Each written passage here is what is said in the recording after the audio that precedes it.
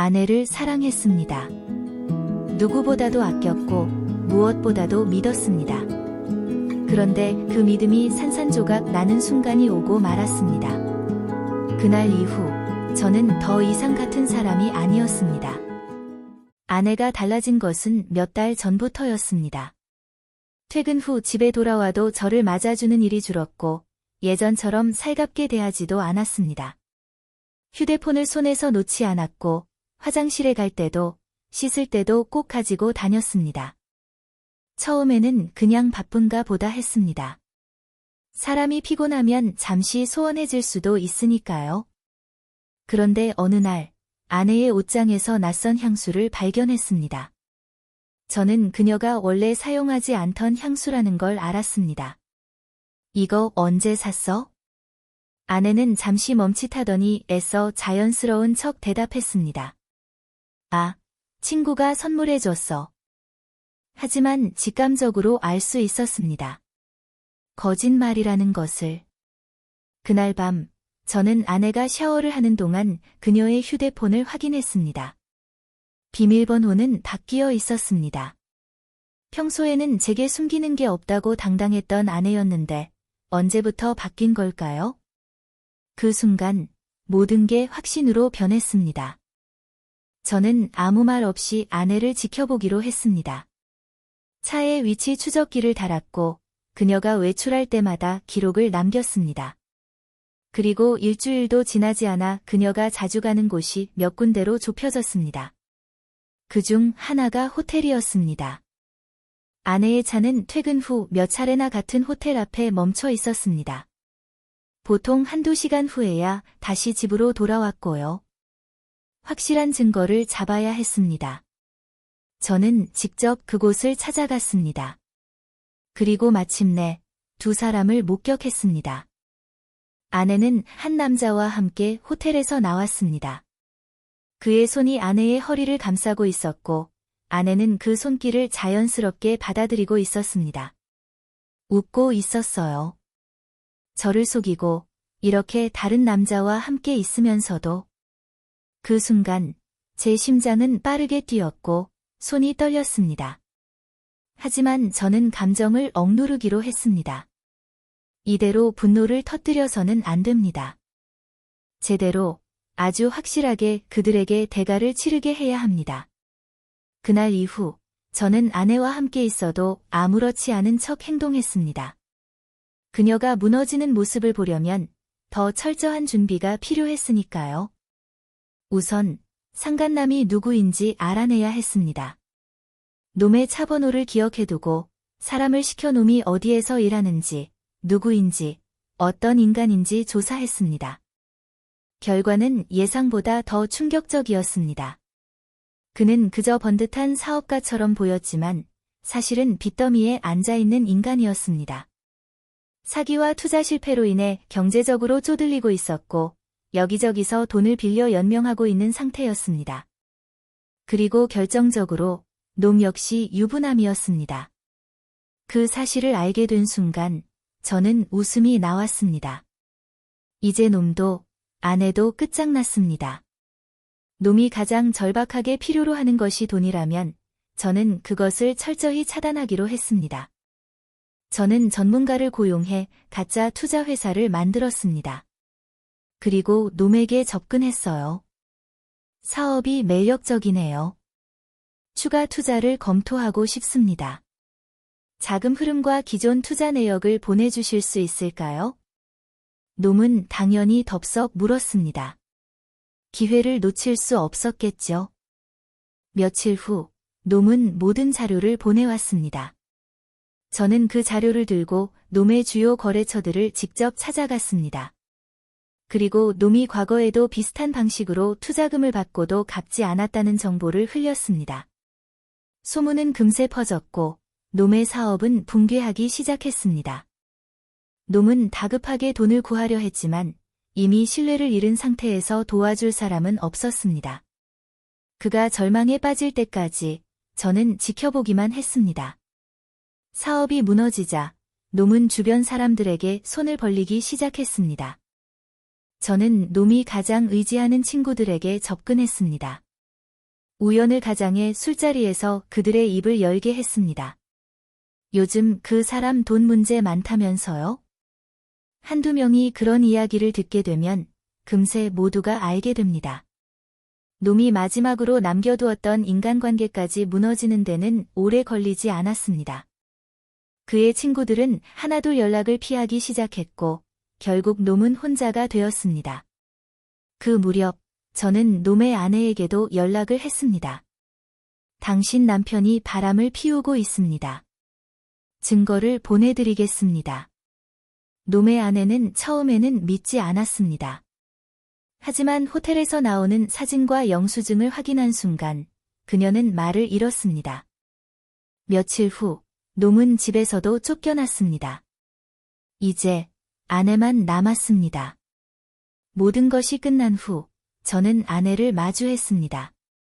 그녀는 초췌한 얼굴로 저를 바라보고 있었습니다. 그 순간 문득 의문이 들었습니다. 제가 별다른 내색을 하지 않고 복수를 실행하는 동안에도 평소처럼 행동했는데 왜 그녀는 이렇게 망가져 있는 걸까요? 그 이유를 깨닫는 데는 오래 걸리지 않았습니다. 사실 저는 처음부터 아내에게 직접적인 공격을 하지 않았습니다. 그녀를 향해 화를 내거나 다그치거나 들킨 바람에 대해 추궁한 적도 없었습니다. 오히려 이전과 똑같이 행동했습니다. 아내가 저를 속이며 바람을 피웠던 그 순간부터 저는 철저히 모른 척하며 준비했습니다. 퇴근 후에도 평소처럼 집에서 그녀와 대화를 나눴고 주말이면 같이 시간을 보냈습니다. 하지만 그게 아내에게는 가장 무서운 일이었을 겁니다. 아내는 분명 예상했을 것입니다. 남편이 모든 걸 알게 되면 분노할 거라고, 싸울 거라고, 폭발할 거라고. 그런데 제가 너무나도 태연했기 때문에 오히려 불안해졌을 것입니다. 그녀는 제가 차츰 변해가는 모습을 느꼈을 겁니다. 예전처럼 다정하게 안아주지 않았고 스킨십도 피했습니다. 그렇다고 냉랭하게 대하는 것도 아니었습니다.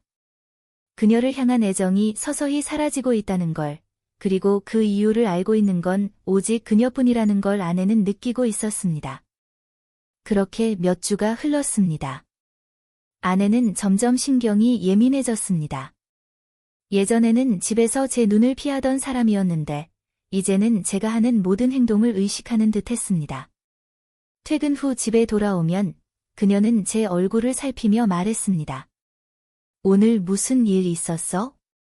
그 말의 진짜 의미는 혹시 내가 바람 피운 걸 알게 된 건 아닐까? 였습니다. 저는 평소처럼 웃으며 대답했습니다. 아니, 별일 없어. 하지만 아내는 안심하지 못했습니다. 그녀는 밤마다 제대로 잠들지 못했습니다. 거실에 나와 앉아 있거나 침대에 누웠다가도 뒤척이며 스마트폰을 확인하곤 했습니다. 그러던 어느 날 그녀는 결국 참지 못하고 말을 꺼냈습니다. 우리 괜찮은 거 맞아? 저는 그녀를 바라보며 대답했습니다. 왜? 갑자기 그런 말은? 그녀는 아무 말도 하지 못했습니다. 그 순간 저는 확신했습니다. 제가 직접적으로 복수를 시작하기도 전에 아내는 이미 스스로를 파괴하고 있었습니다. 그러던 어느 날 아내의 표정이 급격히 어두워졌습니다. 그날 상간남이 모든 걸 잃었습니다. 그의 사업이 무너졌고 거래처에서 배척당했으며 심지어 그의 아내가 불륜 사실을 알게 되어 집에서도 쫓겨났습니다. 그리고 그 사실을 아내도 알게 되었습니다. 상간남이 위기에 처하자 아내는 그에게 연락을 시도했던 모양입니다. 하지만 돌아온 대답은 차가운 한마디였습니다. 이제 나도 끝장났어. 더 이상 연락하지 마.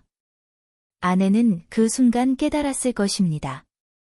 그가 자신을 사랑한 것이 아니라 단순한 일탈로 이용했을 뿐이라는 걸, 그리고 이제 그마저도 버릴 수밖에 없는 상황이 되었다는 거요. 그날 밤 아내는 침대에서 한숨도 자지 못했습니다. 그녀는 불안한 듯 스마트폰을 계속 만지작거렸고 가끔씩 손톱을 물어뜯기도 했습니다. 하지만 저는 아무 말도 하지 않았습니다. 그녀는 이미 자기 자신을 무너뜨리고 있었으니까요. 며칠 후, 저는 모든 걸 마무리하기 위해 아내를 불렀습니다. 식탁 위에 조용히 이혼 서류를 내려놓았습니다. 아내는 그것을 보더니 벌써 알고 있었다는 듯 덤덤하게 받아들였습니다. 미안해. 그녀는 이미 자신이 돌이킬 수 없는 실수를 했다는 걸 알고 있었습니다. 하지만 저는 단 한마디만 남겼습니다. 미안해할 것 없어. 내가 선택한 일이야. 감당해. 아내는 고개를 떨궜습니다. 그리고 한 장도 넘기지 못한 채 손으로 얼굴을 감싸 쥐었습니다. 그녀는 울지도 않았습니다. 왜냐하면 울 자격조차 없다는 걸 스스로도 알고 있었을 테니까요. 그날 이후 아내는 몇 번이나 연락을 시도했습니다. 우리 한 번만 이야기할 수 있을까? 정말 미안해. 다시 기회를 주면 안 될까? 제발. 한 번만 만나줘. 하지만 저는 단 한 번도 응답하지 않았습니다. 놈은 도시를 떠났고 아내는 자신이 저지른 일의 대가를 온몸으로 받아들이고 있었습니다. 그리고 저는 새로운 인생을 시작했습니다. 하지만 가끔씩 문득 떠오르는 생각이 있습니다. 저는 복수를 완벽하게 끝냈습니다. 놈도 아내도 모든 걸 잃고 파멸했습니다.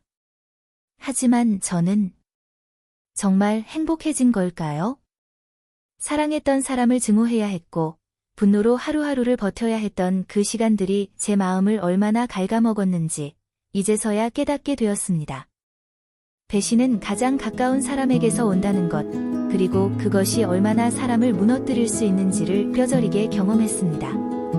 앞으로는 다시는 누구도 쉽게 믿지 않겠다고 다짐했습니다. 이것이 나를 배신한 사람들에게 남긴 마지막 심판이었습니다.